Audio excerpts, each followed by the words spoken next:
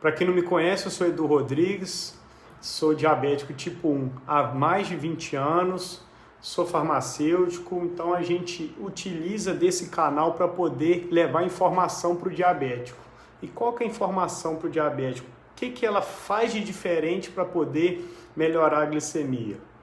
De forma inteligente, a gente tende a entender o que o alimento, o que o medicamento, ele interfere na nossa saúde, da nossa glicemia, correto? Então hoje a gente vai falar sobre saúde mental, sobre as fases do diabetes, né, do diagnóstico do diabetes em si.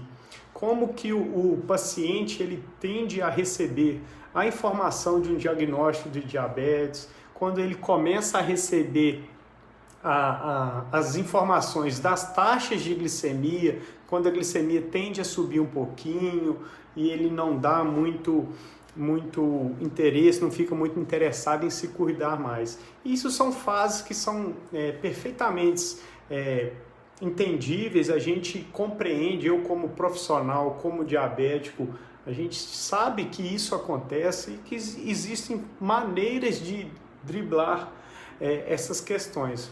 Por quê? Porque ao diabético, ao receber um diagnóstico, ou então quando ele faz o exame de rotina e a glicemia está elevada, ele geralmente o que acontece?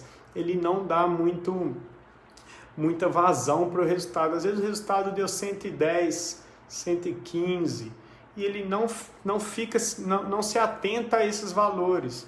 O médico geralmente só instrui ele que ele deve cuidar da alimentação em si, né? Orienta para cuidar da alimentação, mas ele, como a glicemia não está tão elevada, o que acontece? Nem o médico e nem o paciente entendem que as medidas precisam ser realizadas. Então ele não entende que a alimentação, principalmente a alimentação, os maus hábitos, eles precisam ser revistos, correto? Então por isso que é importante, quando você ou quando algum familiar está com a glicemia um pouco já elevada, quando ela foge dos parâmetros de referência, que é acima de 99 em jejum, então a gente deve ficar atento. Por quê? Porque a gente pode desenvolver uma resistência à insulina, e a resistência à insulina não é interessante para a pessoa em si. Por quê? Pode promover o diagnóstico de diabetes,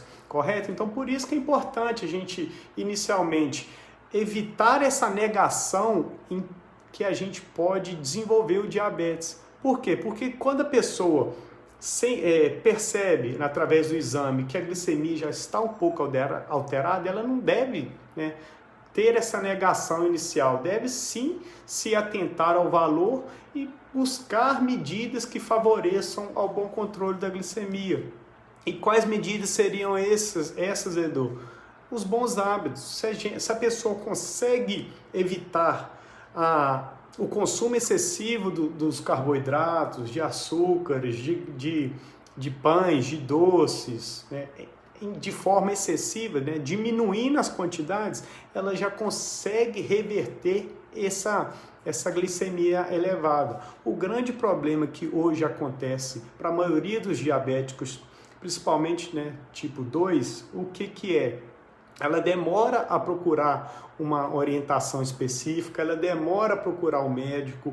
Geralmente, só procura o médico quando os sintomas tendem a aparecer, né? Quais são os sintomas da glicose alta, Edu?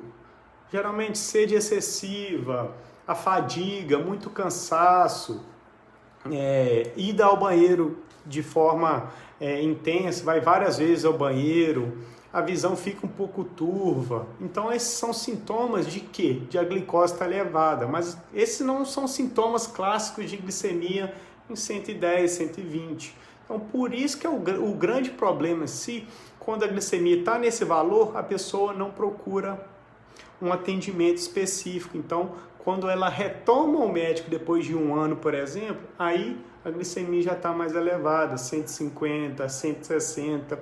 Aí dessa forma aparecem os sintomas clássicos da glicemia elevada.